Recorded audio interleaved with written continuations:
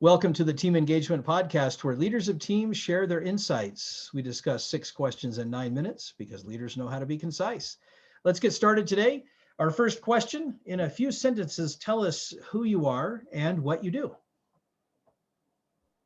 Hey guys, thank you very much, Sean. My name is Samir Khan, and I am a marketing professional, marketing and technology professional. And currently, I am running a team of digital transformation professionals in a large corporation. Very good. Question number 2, what's the best thing about working with a team? The best thing about working team is collaboration and the insights and ideas that are generated from it. And it kind of goes back to my college days when the first time I started interacting in a much more collaborative way, where there was no leader. We were all playing an important role, and we all had duties to do as a part of the team. And we came up with a lot of new, interesting ideas and insights.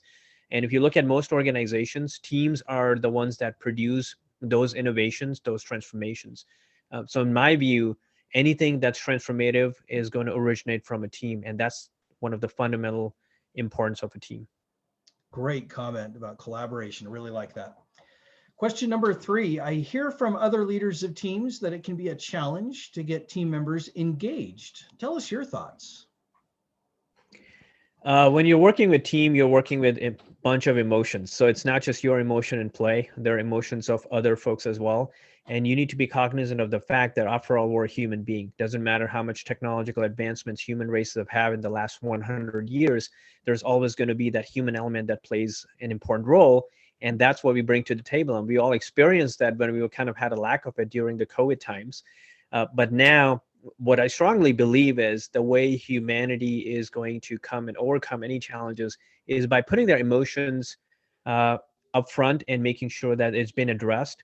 A lot of cases when you work in large organizations, it tends to be very much robotic in a way that people tend to focus on metrics and data and technology, but the people element is important. And me, as a role as a leader, I put a lot of emphasis on human emotions, and I made sure that I understand the dynamics of the different players involved in the team and what their emotional sensitivity is.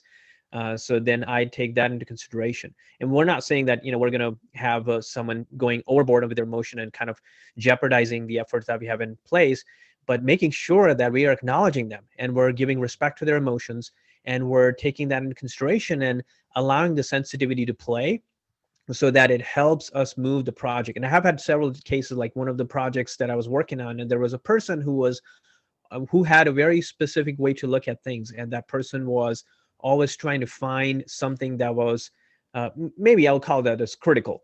And instead of trying to play the emotion and say, hey, let's not have a negative thought on everything that we're doing, I asked the team to put emphasis and to recognize the critical nature of this person and to understand where that person is coming from so that we take those feedback into consideration. And the end result was super awesome. That person realized how they can become a little bit more mature in their feedback. And we were able to take the feedback that were offered by them and apply to the project. And we got some very good results from it. So that's what I would say is human emotions play an important role in any settings where people are working together.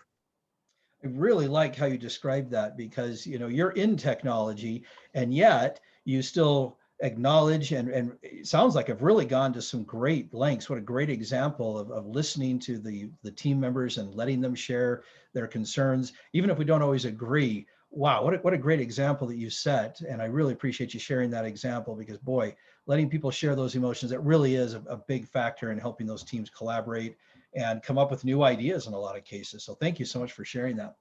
Sure. Question number 4, what other piece of advice do you have for leaders of teams? One of the primary advice that I give to leaders of team is don't act like a boss, act like a leader. And there's a huge difference. And the reason why I say that is when you are designated, we're given a title or position, you're designated in a specific position, you automatically get that respect from the team that, okay, you're a manager, director, VP, or C level, and this person should be given respect. there are two ways you can go take that respect. Like one is you can take advantage of it and try to act like a boss and try to tell everyone what to do and be very adamant in your ideas and thought process and not listen to anyone above you. The second way is to become an influential leader where you can start paying attention and guiding people and influencing them and motivating them and inspiring them to take specific actions. I tend to be the latter, and I like people to focus on the latter part because there is no shortage in the corporate world. At least I can say there is no shortage of a titled leader versus an actual leader. And that happens to be very specific in especially technology companies where people become leader because of their expertise, not necessarily because of their influence, motivation, inspirational, and human characteristics. And for me, that's a big challenge today in corporate America and even in the world where technology is taking the world by storm. And we're seeing more and more leaders that are very, I would say, very technical leaders. They're not necessarily people leaders. And we have a huge shortage in America today of people leaders. And I tend to focus on the people leadership more so on the technology leadership. And I believe that's one of the areas of focus for me. And a lot of work needs to be done there. Great comments. I really like how you're distinguishing. We've got those leaders that are good about knowledge and knowing the technology side of it, but we need more people leaders, people that can unleash that ability within people. I love that. Great comments. Question number 5, what other successful leaders of teams would you like to recognize that have had a positive influence in your life? There are several leaders. I would say a couple of my bosses. I happen to be very lucky to have some really good bosses during early stages of my career. Brian Uriosi is one of them that I worked with him in one of the companies. He was very much of a people leader. We worked together in a technology company. Both of us started. So he was my manager. I was a new hire. And I had, I had lots of great ideas. He always gave me an opportunity to present my ideas to the leadership. And that gave me a very good kind of a play into the new organization that I was in. It was challenging, but because of those opportunity, I started to grow very quickly. And when I grew, he grew as well. So he started going up the ladder, climbing up the ladder, and so did I. That was one example. The other leader that I observe pretty frequently is my father. So he's been a great influence on my life, and his entire life, he's played a role of being the leader and driving our household and driving all the initiatives that he drove in the life in a positive direction and making sure that whenever we are going off the course, he's going to be the one who's going to provide us lots of great stories. He's a guy with a lot of stories, and I like leaders who tend to tell stories. And I kind of sometimes I tend to go in that direction with my kids as well. So he always gives example with stories, and I record them whenever I hear these stories because I don't want to, I don't want to miss them in future, and probably have my kids to listen to those stories as well. And the third person I would say, in from a leadership standpoint, is Robert Glazer. He is a best-selling author of several books, and we had an opportunity to bring him on the podcast. He's an amazing kind of a coach and a person who have always had the privilege to listen to and hear from a podcast standpoint, because he brings a lot of great insights, again, from a people perspective to the table. So those are the three examples of where I feel that people who have influenced immensely in my life.